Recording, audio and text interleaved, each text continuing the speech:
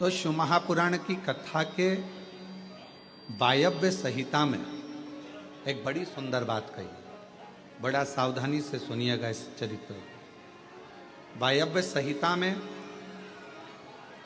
श्री वेदव्यास जी वर्णन कर रहे हैं और वायव्य संहिता के अंतर्गत वेदव्यास जी कहते हैं कि अगर तुम मंदिर तक ना जा सको, तुम शिव पर एक लोटा जल चढ़ाने के लिए अपने नज़दीक के शिवालय में देवालय में ना जा सकें, कोई मंदिर नज़दीक नहीं है, कोई शिवालय नज़दीक नहीं है, तो वायव्य संहिता में वेदव्यास जी कहते हैं कि अपने घर में यदि बेलपत्र का वृक्ष है, बेलपत्र का छोटा सा भी अगर पौधा है, तो उसमें थोड़ा भी जल आप प्रतिदिन चढ़ा रहे हो तो समझ लेना कि 12 ज्योतिर्लिंग में आप जल चढ़ा रहे हो। 12। ये वायव्य संहिता कर। मान लो मंदिर नजदीक में नहीं है, बीमारी बहुत ज्यादा है, तकलीफ बहुत ज्यादा है, और कहा हमने कथा में सुना है कि जल चढ़ाने जाना चाहिए, तो वहां बेलपत्र का अपने गमले में एक छोटा सा पौधा लगा, छोटा सा पौधा, और छोटा सा पौधा लगाकर उस पौधे की परवरिश करो, जल चढ़ाओ। जब वो पौधा बड़ा हो जाए तो किसी बगीचे में जाकर कहीं शिवालय में, देवालय में, कहीं पर एकांत में उस पौधे को लगा दो। जैसे तुलसा जी को बड़ा कर कर तुलसा जी का मंगल विवाह शालिग्राम जी से होता है, देव उठनी एकादशी पर शालिग्राम बाबा के साथ मंगल विवाह किया जाता है, वैसे ही बेलपत्र के पौधे को बड़ा कर कर उसको भी शिव को समर्पित किया जाता है, भगवान शंकर को समर्पित किया जाता है। पर उस पौधे को पहले आपको बड़ा करना पड़ता है। पहले जैसे बेटी को बड़ा करते हैं और फिर उसका कन्यादान करते हैं, बेटी को बड़ा कर कर कन्यादान देते हैं, उसी तरह से बेलपत्र के पौधे को बड़ा कर कर उसकी आराधना साधना कर कर फिर उसका दान दिया जाए। कई लोग बड़े विचित्र हैं कि भाई हमको बेलपत्री का पौधा दान करना है, कुबरेश्वर धाम आए, उज्जैनी गए, किसी गुरुजी के यहाँ गए और बाजार में से पौधा ले लिया और बेलपत्र का पौधा दान कर दिया। उसको कम से कम थोड़ा समय अपने घर में तो रखो। गौदान का नियम मालूम है आपको? कितना लोग जानते हैं गौदान के नियम को? गौदान का नियम होता है, कई लोग बेटी के विवाह में गाय दान करते हैं, कई लोग कोई शांत हो जाता है तो 12वें में 13वें में गाय दान करते हैं ना, गौदान करते हैं। तो उसका नियम क्या है? गौदान का नियम होता है कि गाय को अगर दादा परदादा के लिए दान कर रहे हो, वो चले गए, शांत हो गए, उनके 12वें में, उनके 13वें में, उनके 1 महीने के बाद अगर आप दान कर रहे हो, 12वें 13वें में दे रहे हो, या कन्यादान बेटी का कर रहे हो, उसमें गौदान कर रहे हो, या तुम्हारा मन हुआ का गौदान करना है हमारे पूर्वजों, तो पहले उस गाय बछड़े को अपने घर में रखकर उसकी सेवा करना पड़ेगी 1 रात्रि 2 रात्रि, उसके बाद गौदान करो। पहले उसकी सेवा तो करो।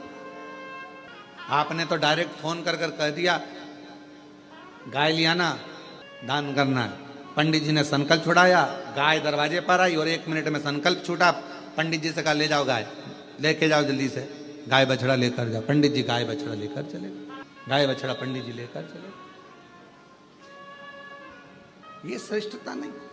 तुलसा जी का पौधा घर में रखकर उसको पोषित कर कर बड़ा कर कर फिर शालिग्राम भगवान से विवाह कर कर फिर दिया।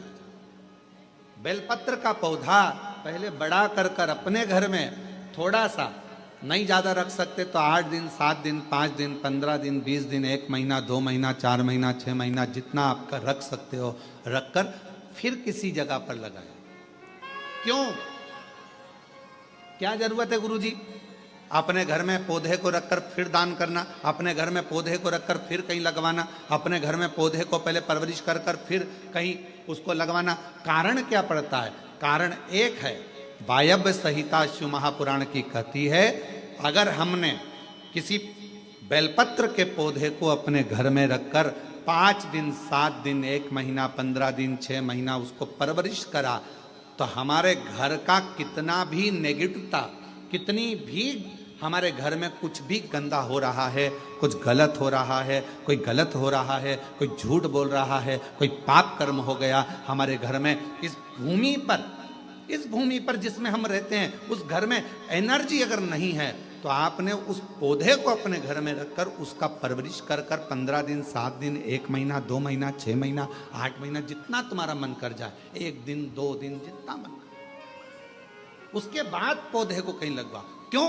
वो हमारे घर का पूरा गलत जो भी विचार होंगे, गलत सोच, गलत विचार, गलत ऊर्जा, वो पौधा ग्रहण कर लेता है। बेलपत्र का पौधा अपने अंदर उतार लेता है और बाद में फिर वो बेलपत्र के पौधे को हम ले जाकर कहीं रोपित कर देते हैं, तो उसकी ऊर्जा हमारे घर पर हमेशा रहती है, हमेशा। कैसे? इसके सत्य प्रमाण क्या हो सकता है? तो सत्य प्रमाण का स्मरण करिएगा। एक गाय को 5 दिन, 7 दिन, 9 दिन, 15 दिन अपने दरवाजे से रोटी दीजिए। 9 दिन रोज रोटी दो, 10वें दिन गाय तुम्हारे दरवाजे पर आकर खड़ी हो जाए। बोलो, खड़ी होगी कि नहीं होगी? जम के तो बोलो, खड़ी होगी ना। गौ माता को तुमने रोटी दिया, अब गाय रोज आकर, तुम रोटी खा रहे 2 दिन, 3 दिन, 5 दिन तुमने रोटी दिया, तो गाय आकर खड़ी हो जाएगी। एक कुत्ता को तुम्हारे दरवाजे पर रोटी देना चालू करो, 8 दिन बाद वो कुत्ता तुम्हारे दरवाजे पर बैठना चालू कर देगा। बोलो, सही है कि गलत है? जम के तो बोलो, ठीक है। एक पक्षी के लिए 2 दिन, 5 दिन, 7 दिन अपने घर के छत पर अनाज डालकर देखो, 7 दिन के बाद पक्षी तुम्हारे दरवाजे पर, तुम्हारे छत पर आना चालू करेंगे कि नहीं करेंगे? बोलो बोलो, जम के बोलो।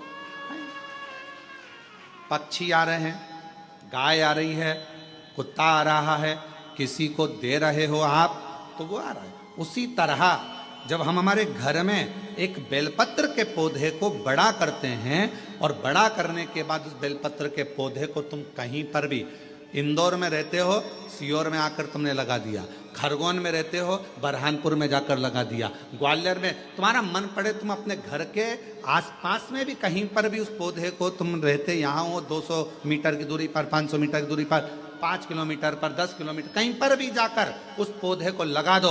वो पौधा तुम्हारे घर में कितनी भी नेगेटिवता रहेगी, वो पौधा अपने आप तुम्हारे घर की गंदगी को खींचता रहेगा, नेगेटिवता को खींचता रहेगा, कहीं पर भी रहे।